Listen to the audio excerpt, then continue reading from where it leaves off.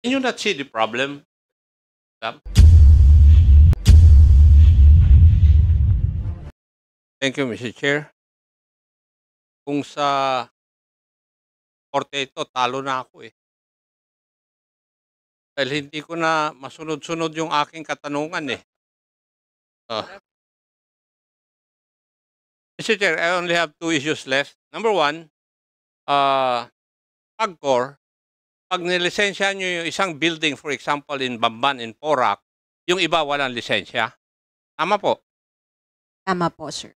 Pero may mga tao kayo ron, doon sa license na Pogo building. Meron po ba? Meron Kasi po, sir. doon sa mga casino, meron po kayong mga itim mo, pero doon na nakaposte eh. Nagmo-monitor. Ngayon, kayo, meron din po kayong mga tao doon sa mga nilicense nyo na Pogos na nasa isang building. Tama po? Yes, sir. Tatanong ko nga po, hindi po ba sila nagre-report sa inyo? Kung ano po ang nangyayari doon sa ibang partes ng building na yan o doon sa ibang building? Mr. Chair, may I refer the question to SVP Villanueva? Tinatanong ko po ito dahil ang report sa akin, yung isang Pogo Hub, nandun yung legal, nandun yung illegal, at nandun yung mga scammers eh. Kasi based from the equipment confiscated or seized by the PAOK agency. So, hindi po ba nakikita ng inyong mga tao na nagbabantay doon sa license Pogo, doon sa loob ng hub, yung ibang gawain ng mga illegal Pogos doon? Mr. Chair, nakikita din po. At nire-report namin po yan sa mga law enforcement agencies. In fact, andito yung listahan, sir, ng lahat ng nireport namin sa DOJ, PAOK, SOSYA, BI, and others. Sir. Oh, sige, General Raul. Well-documented yan po. Next question. Ano po yung action doon sa pinagdalhan nyo ng mga report na po yan? Dapat alam niyo. Why? Because under Republic Act 6713, Code of Conduct, di ba pag nag-report kayo o may Yes, communication kayo sa ibang government agency, they should answer within 10 working days, if I remember it right. Tama po ba, Attorney Roque? Sa Longa Law po yan. Ang ginagawa ko, sir, ako pumupunta sa kanila to follow it up, and then we discuss the case build up. Actually, sila nagki-case build up, sir, yung mga law enforcement. And nagpapasalamat naman kami, sir, na tinutulungan kami ng mga law enforcement agencies. In fact, yung mga raids, kadamihan ng raids naman ng law enforcement agencies, yung iba doon, kadamihan naman doon, ay information galing sa amin, sir. May I know if you have also sought the help of our intelligence agencies regarding this kind of illegal activity? I will not confirm or deny, sir. I know the reason why. Because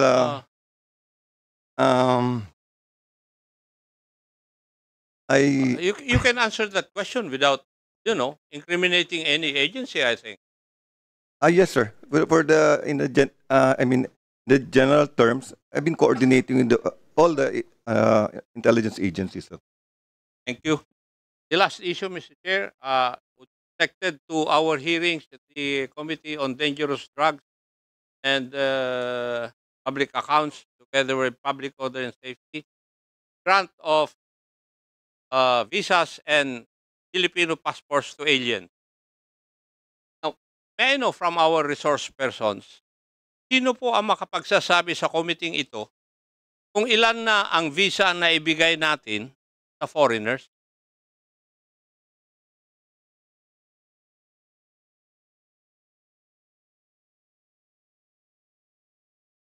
Can you give us the exact number of foreigners that we have issued visas? And what is that agency who can tell us that? Mr. Chair, earlier Bureau of Immigration Are you manifested submission. going Sorry. to interject without asking the chairman? I apologize, Mr. Chair. Okay, thank you. You are I'm just recognized. volunteering an information to the question of Honorable Akop because earlier the Bureau of Immigration manifested that they submitted already the list of foreign nationals who were issued working visa. Would you agree with that, Bureau of Immigration? BI. Yes, Mr. Chair, we already submitted the data on the work visas that we issued to those who are working for POGOs, Your Honor. And that would be the number of visas that your office has granted. Yes, Your Honor, we don't have the data for the economic zones, Your Honor. Mr. Chair, do we have a representative of the Department of Foreign Affairs today? Yes, we have. Yes. Yes, thank you, Mr. Chair. I'm sorry, I was not, the DFA was not asked to produce statistics. No, I'm on- not asking that you would produce that, ma'am. I will be asking you some questions. All right. Would you know, ilan po kayang agency ng gobyerno ang pwedeng mag-issue ng visa to foreign nationals? There are several, but the main visa issuing agency is the Department of Foreign Affairs. There are also other investment promotion agencies such as the special economic zones that issue specific visas. There are also the special retirement visa issued by the Philippine Retirement Authority. We also have the special investment resident visa issued by the Department of Trade and Industry Board of Investment.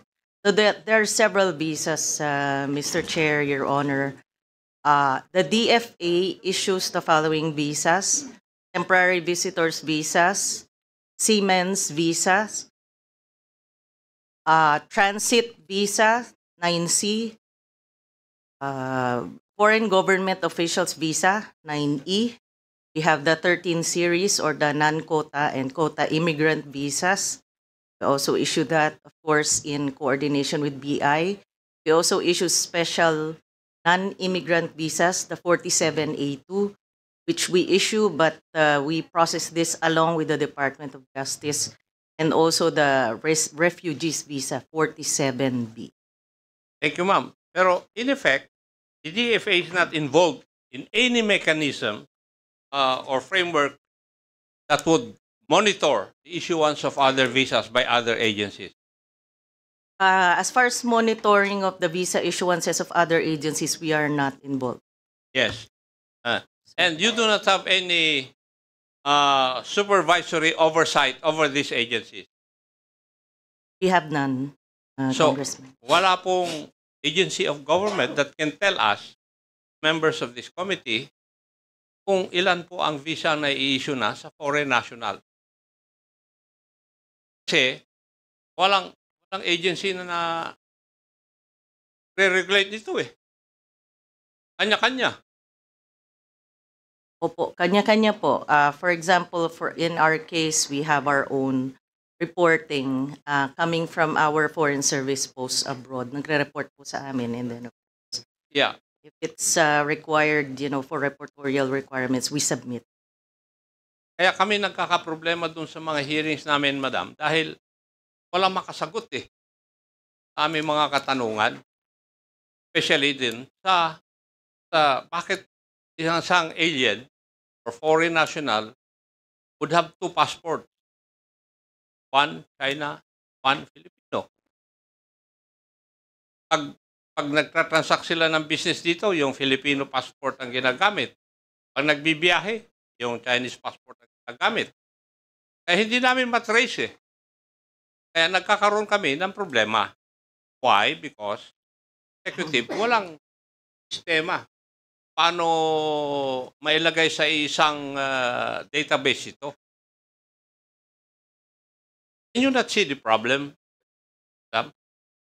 Actually, Mr. Chair, Your Honor, right now we're working towards, we know that we should work towards having database sharing agreements. So we're working towards that end. In fact, for example, I I don't want to speak for BI. BI can say that they have database agreements with other agencies na po. I can share. I don't. Di po ba parang But dapat yes, we merong- agree. We should have Merong isang database agency sharing na agreements. parang imbudo na dun lahat papunta yung data so far as visas granted are concerned. The thing, sir, is there are data privacy laws that we have to observe and respect also. We may want to have database sharing agreements with other agencies, but there are constraints. For example, intelligence agencies might invoke data privacy laws or they're not wanting to have a database sharing agreements with us. May mga ganun pong constraints, Congressman. I cannot see, for example, that the number of visas issued by the economic zones would be reported, for example, to the FA. Is there a violation of the Data Privacy Act there? Yun lang po ang hinihiling namin eh. As of now, the FA has no oversight Kaya nga, yun wala lang po nagiging kaming- problema, madam eh. Opo. Diba? over the special Pero economics. ini-invoke mo kasi yung Data Privacy Act. Para bang naglalagay po kayo kaagad ng obstacle para magkaroon ng database lahat ng visa issued by the Philippine government. Congressman, may I clarify? It's not the DFA that says because of the data. It's other Example ko lang po yun. agencies that... Example ko lang ngayon. Kasi ngayon, wala nga eh. Diba? Ang hinihiling namin, hindi ba pwedeng mayroong isang agency na lahat ng visa issued should be posted there? Is there a violation of the Data Privacy Act there?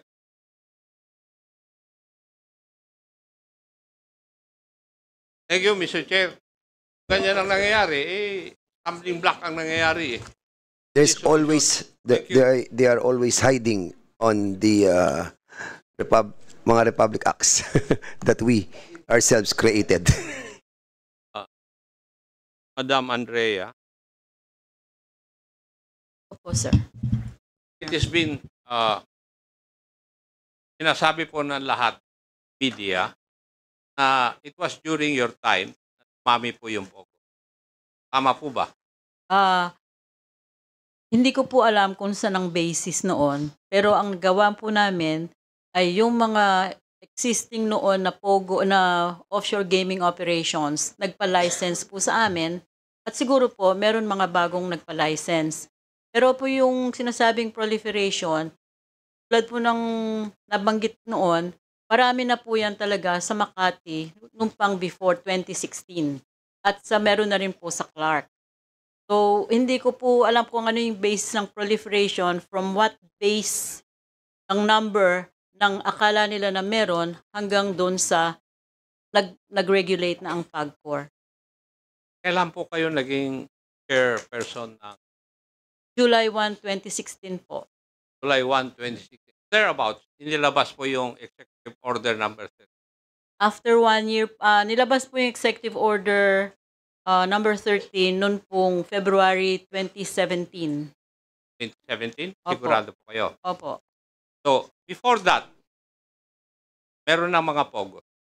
Before po yun, talaga pong may Kasi yung nag-call mga po ng... previous hearing namin, may mga nagsasabi na wala pang Pogo noon. Baka meron na, pero hindi lang Pogo ang pangalan. Opo, ang pangalan po nila, pasensya na po kayo kasi... Yes, ma'am.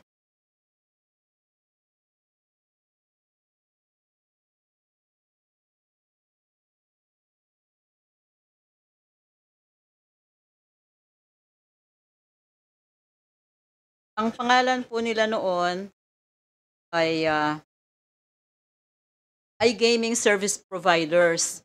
Pero po itong iGaming Service Providers na to na nakalocate po sa Makati at ibang lugar, meron na pong nalaman na intelligence na ang yung mga yon ay operators na rin.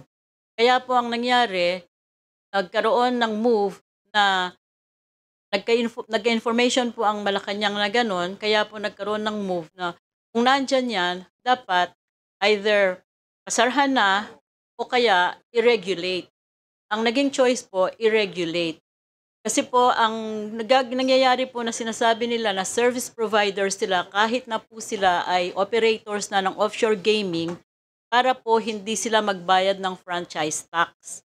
Ang nakukubra po ng gobyerno ng panahon na yon ay 50 million pesos a year.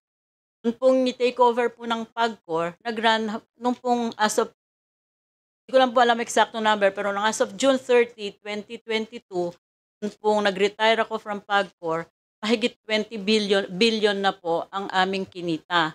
Yun po ay simula 2017, 18 at 19. Dahil after po nun ay pandemic na at talaga naman pong nagsara. Nag-resume lamang po ang operation at partial capacity noon pong later part ng 2019 nung pumayag ang IATF na ito ay considered na BPO. Thank you, Madam. In July of 2017, thereabout, 20 to 25 lang yung nag-apply sa Opo. And the group was led by a certain Mr. Kim Wong. Tama rin po ba? Isa po siya sa mga nag-apply, pero po yung mga iba naman, titingnan niyo sa dokumento, kasi po hindi naman po pwedeng mag-base ng decision doon po sa mga bali-balita. Pero po yung sa mga dokumento na sinagmit ng mga incorporators nila, iba-iba naman po ang mga ang mga shareholders at stockholders. Pero during your time, pursuant to kung sa records po ng PAGCOR, it ballooned to 298. Ay hindi po. Yun po ay, kasi po ang setup po, iba po yung operator, iba po yung service providers. Kasi po yung naging organization na ginawa namin para po separate nga po yung service providers at distinct po yun. Kasi po 5 klaseng services ang kailangan para makag-operate. Ang operator po, ang bali nagkakapital at bali po nag-i-integrate itong 5 services na to. Kung 5 services na yon, classify nung namin na isa-isa lang. Kung halimbawa po, yung service providers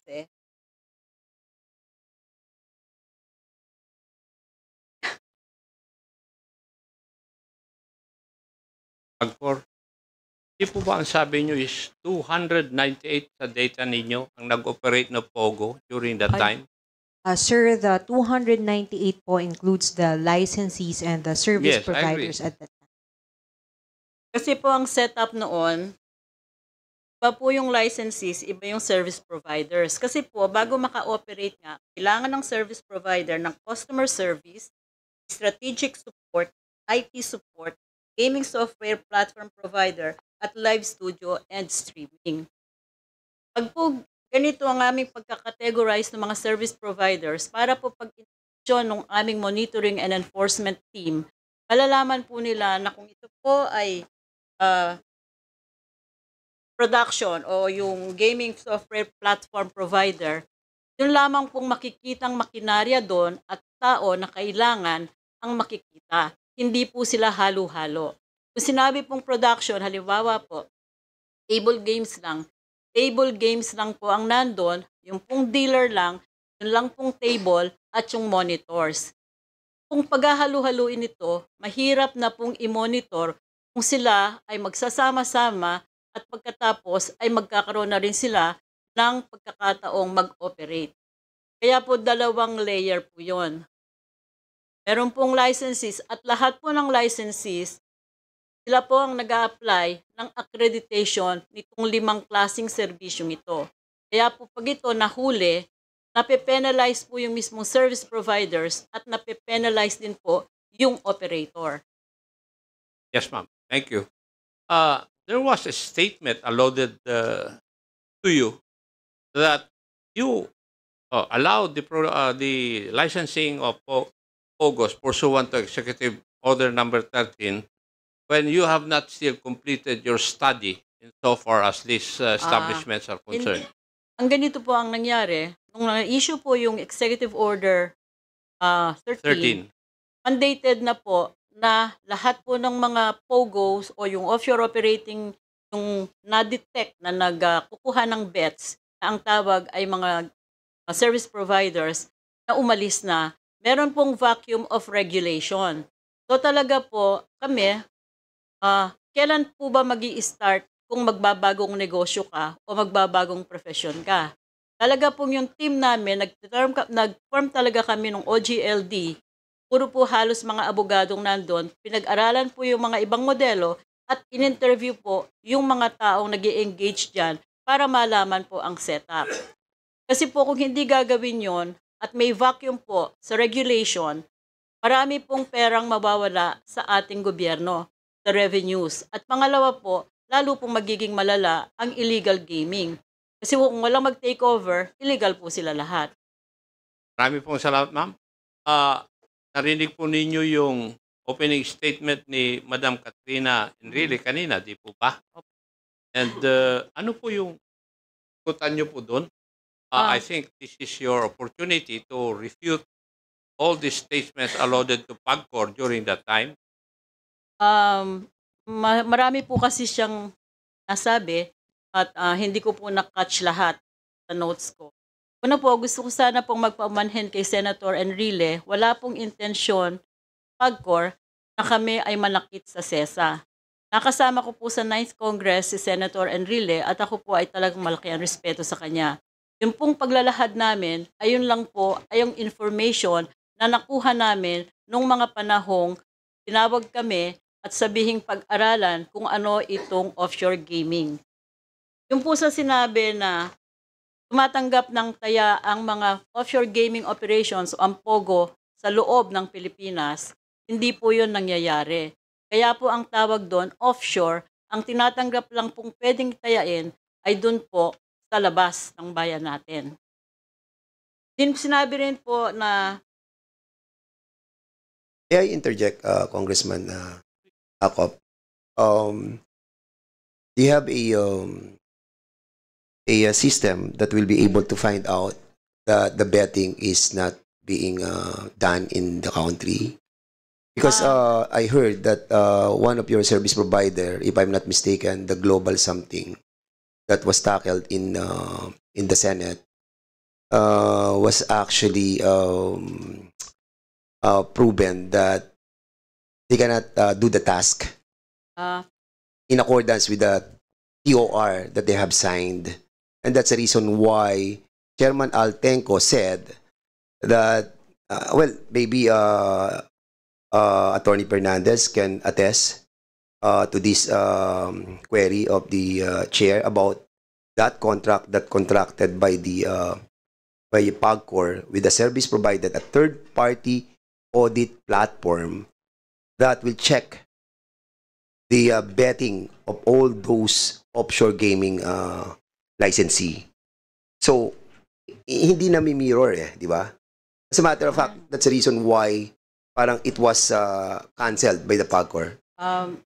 Hindi ko po, ang alam ko po, sir, Chairman, yung global po, yan po yung third part, hindi po yan service provider. No, it's a global auditor. third Opo. audit platform system. It went through the whole bidding process ng public bidding. Yes, we know, ma'am. Ma'am, we know that. No, wait. I know that it goes to a lot of the usual procedure of the procurement process.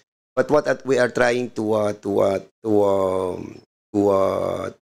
say in here that it was manifested in the hearing that lahat ng mga TOR that were submitted hindi naging compliant yung global. And I have the minutes of the hearing in the Senate. I read it